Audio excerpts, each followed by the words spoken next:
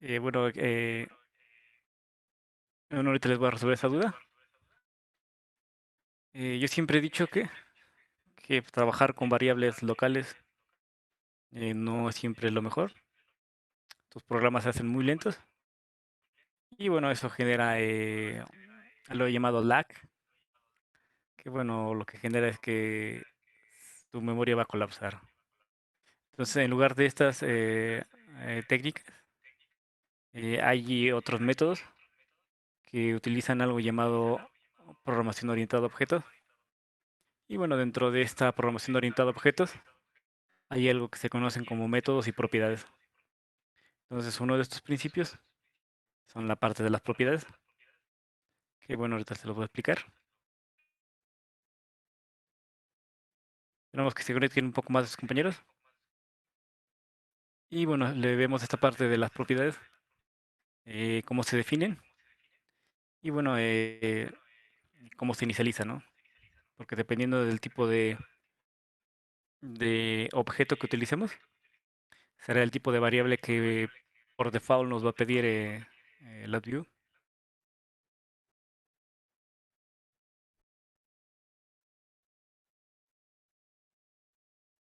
Entonces hoy solamente es una hora, por lo cual creo que solamente terminaríamos esta parte.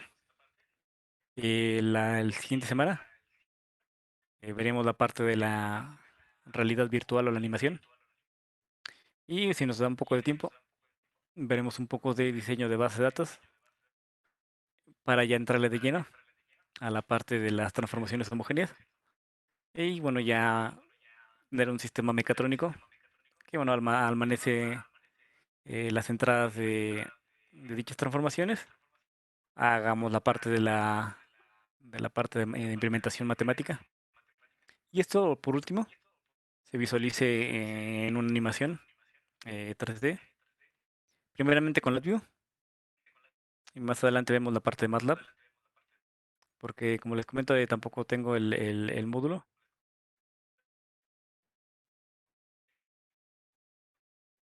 Y bueno, siempre trabajar con módulos y librerías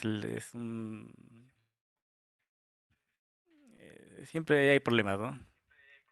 Entonces, LabVIEW maneja ya estándares que son mucho más efectivos.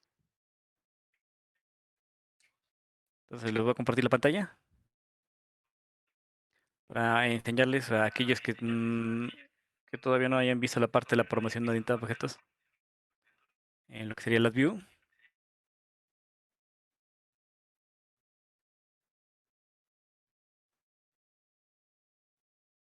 Bueno, esa sería principalmente la interfaz.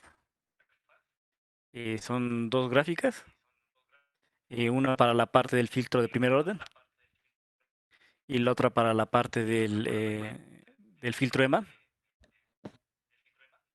Tenemos la parte del botón de stop y tenemos un buffer. Bueno, eso siempre es una buena práctica para saber qué es lo que está leyendo el puerto serial y bueno, ahí poder determinar algunos errores que puedan salir más adelante. Les voy a explicar básicamente lo que sería lo que sería el código. El código.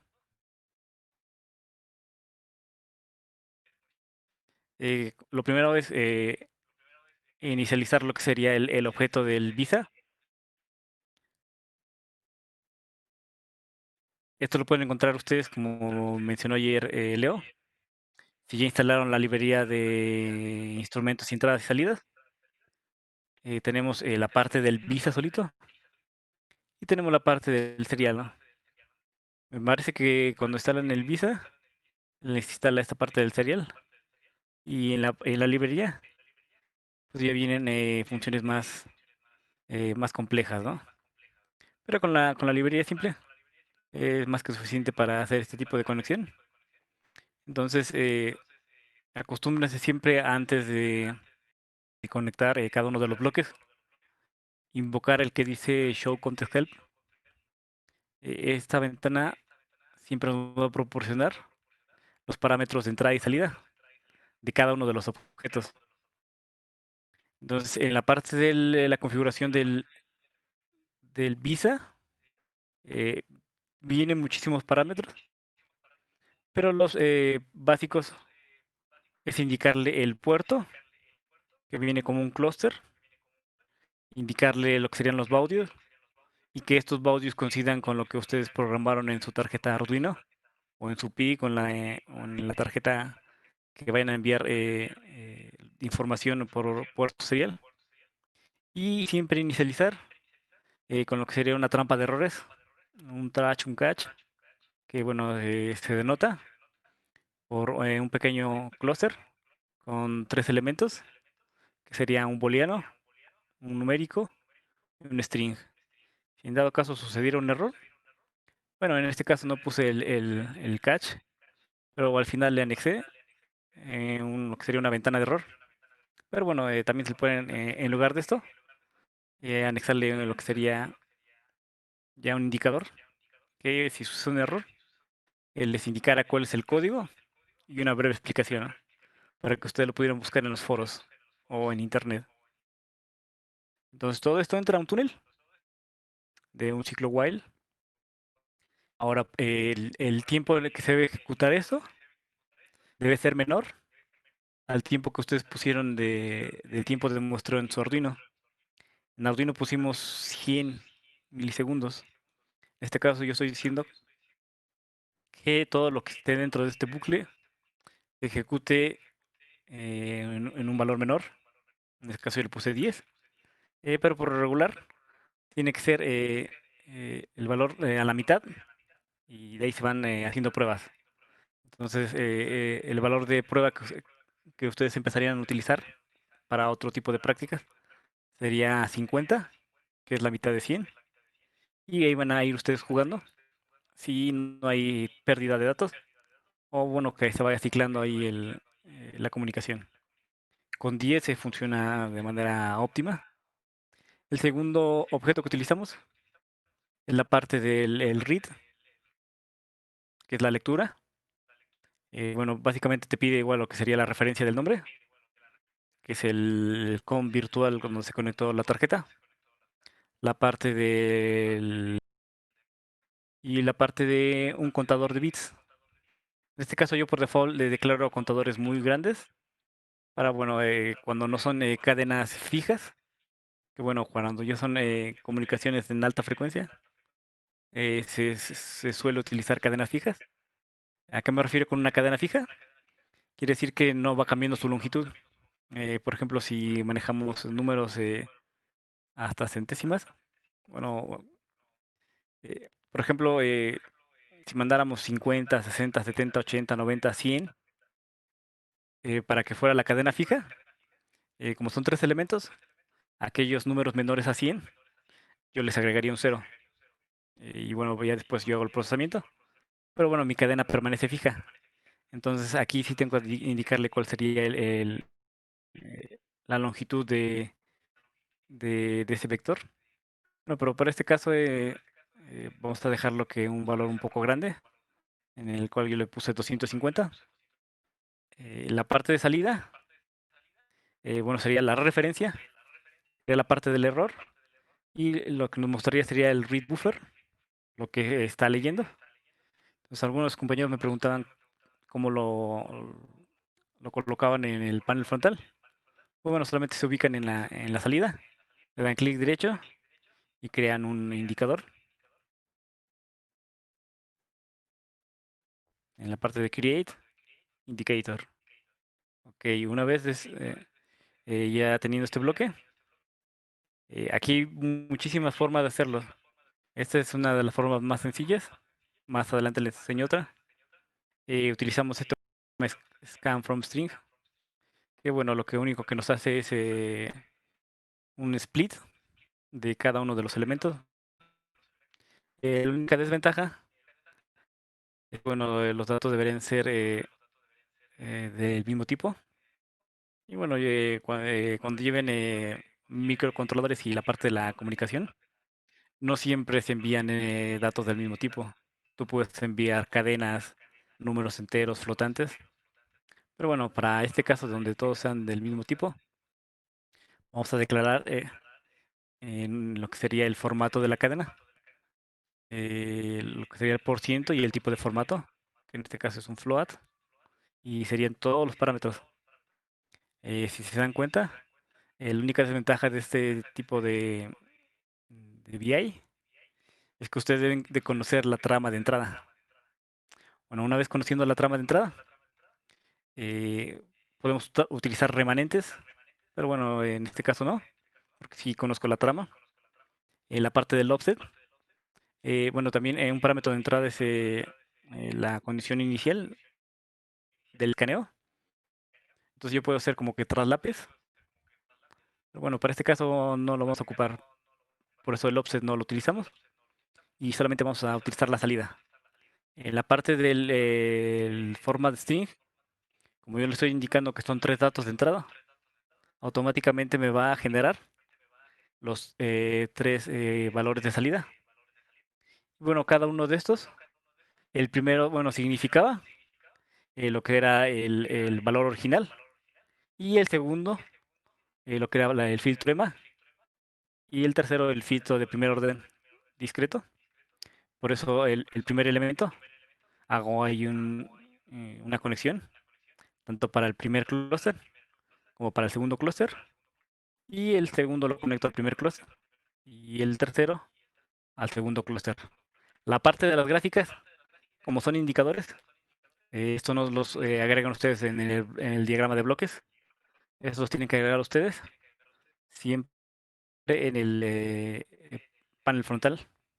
Digo, para que tengan ese pequeño dato. Cuando manejemos animaciones y realidad es lo mismo. Todo aquello que te regrese información del panel frontal, lo van a anexar ustedes siempre de la librería que te genera en la parte de los controles, pero del panel frontal. No lo van a encontrar ustedes en el diagrama de bloques. Entonces, bueno, aquí lo pueden encontrar la parte de gráficas. Yo utilicé la parte del silver, la parte de las gráficas. Bueno, ahí agregan ustedes un waveform chart. Y bueno, esos hay que configurarlos. Entonces ahorita les muestro la configuración. ¿Cómo los configuro? Ustedes que de la parte de MATLAB ya conocen la longitud de lo que sería el vector de muestras. Entonces esa longitud, para que bueno, su gráfica no salga tan... modificamos lo que serían las propiedades. Seleccionamos cualquiera de los dos objetos. Le damos clic derecho. La parte de propiedades. Esperamos a que salga la ventana de propiedades. Bueno, o le pueden cambiar el nombre del label. Pero lo que nos interesa es lo que serían las escalas.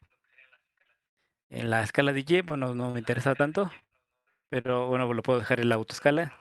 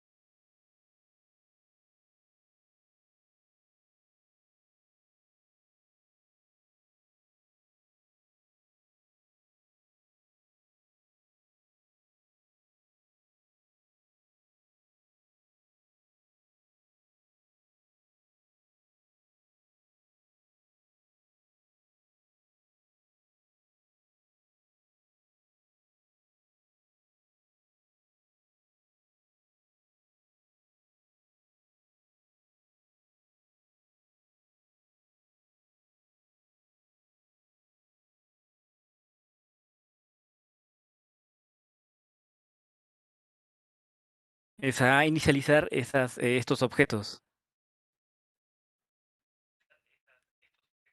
Entonces, utilizar estos nodos inicializan los objetos.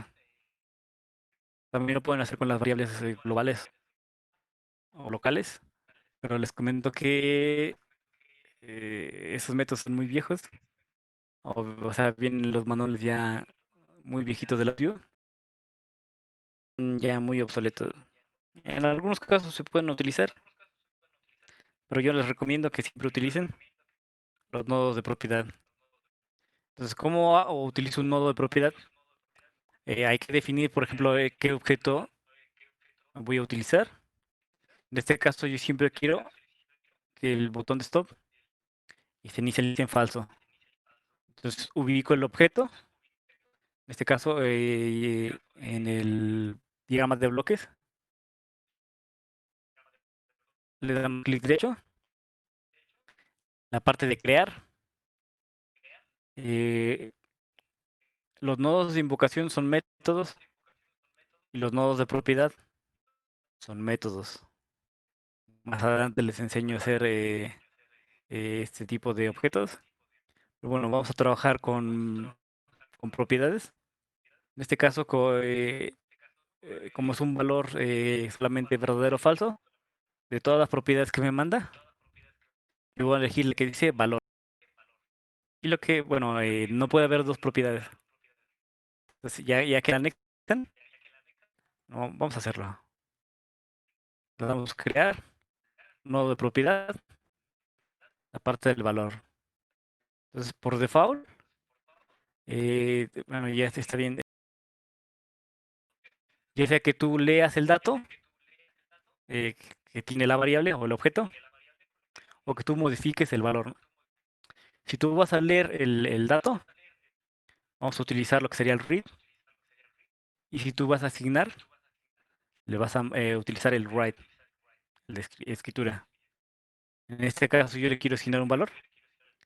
Le damos clic derecho y la primera opción dice cambiar todo a escritura. Le damos clic derecho y ustedes también pueden ubicarlo de forma visual, que si la flecha, esta flecha negra, se encuentra en la izquierda, está en modo escritura. Y si la flecha se encuentra en la derecha, estará en modo lectura. Entonces, básicamente ahí se ubican la parte de valor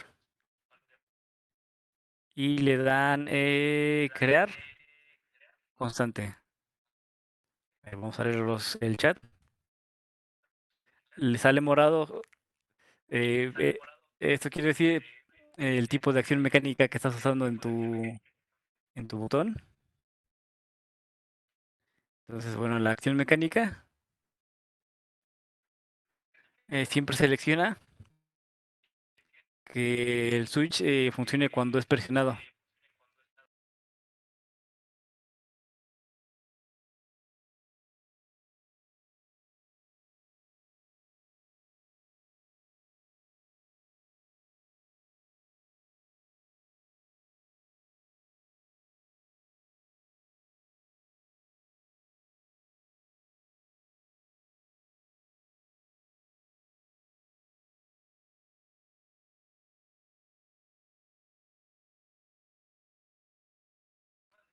La propiedad es básicamente el histograma. Entonces, igual nos ubicamos en nuestras gráficas. Nos ubicamos en nuestras gráficas. En este caso, yo siempre manejo la parte de que no las vea como un icono. Entonces, solamente le dan clic derecho y le dan View as Icon para que se vean así comprimidas. Bueno, ya la anexé aquí abajo. Por default les aparece lo que sería un como osciloscopio. Os digo, y para programas muy grandes consumen mucho espacio. Entonces, bueno, le damos View as Icon, ya es más compacta. Y lo que vamos a hacer es igual acceder a una propiedad. Le damos clic derecho en la parte de crear, en el nodo de propiedad, y obviamente tiene muchísimas más propiedades. La última es el History Data. En este caso está como lectura, porque bueno, el triángulo está hacia la derecha. Entonces le damos clic derecho, cambiar escritura, y ya ustedes corroboran que el triángulo está a la izquierda. Y ya dan clic derecho, crear una constante. Y bueno, ya crean cada uno de las nodos de propiedad para las dos gráficas. Entonces, eso sería todo por lo que sería.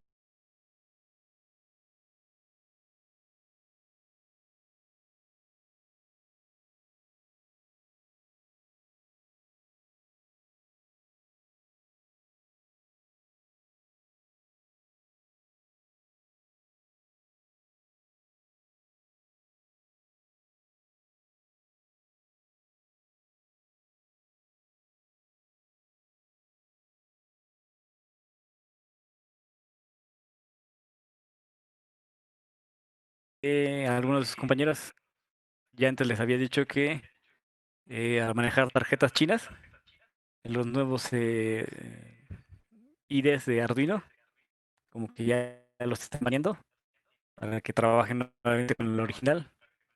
Pero bueno, esto se soluciona desinstalando su versión y instalen una versión viejita. Y ya les dejará cargar su programa y compilarlo sin problemas. Lo siguiente es generar este código en LabVIEW y obtener ya aquí en la parte del buffer lo que está emitiendo el Arduino y aquí las gráficas que obtuvieron en MATLAB, ¿no?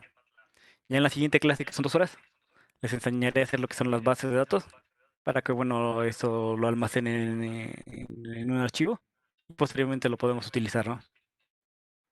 Entonces, eso sería todo por la clase de hoy.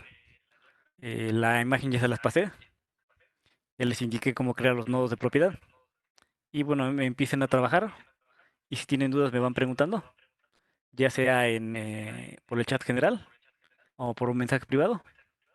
Y bueno, la última actividad será un reporte LaTeX por equipos.